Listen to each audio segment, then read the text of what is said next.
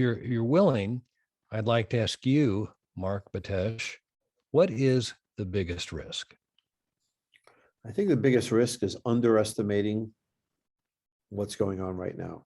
I just think about the discussions I've had here and in prior conversations about, for example, the office market.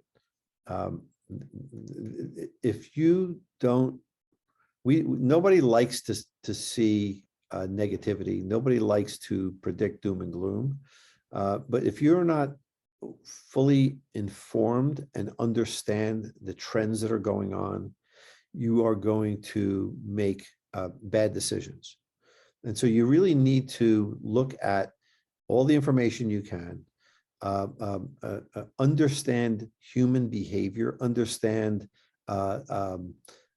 what's predictable, what's not predictable. You're never going to predict things that are not predictable, but you need to be able to understand the things that are, and use your own common sense to determine where you think things are going.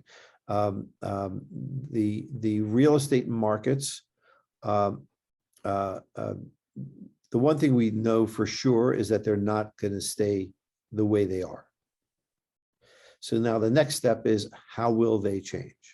That's part of this conversation and other conversations. And looking at, kind of look in the mirror and try to figure out, what would you do? What would you do if you were placed in that position? What decision would you make for yourself, for your family? And what makes you think that you're any different than anybody else? These are all human decisions that we're faced with. They're normal decisions. And,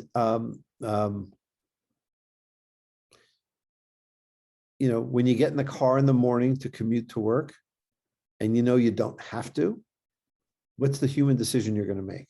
I hate this. Before we put up with it, it was something that we didn't have a choice about.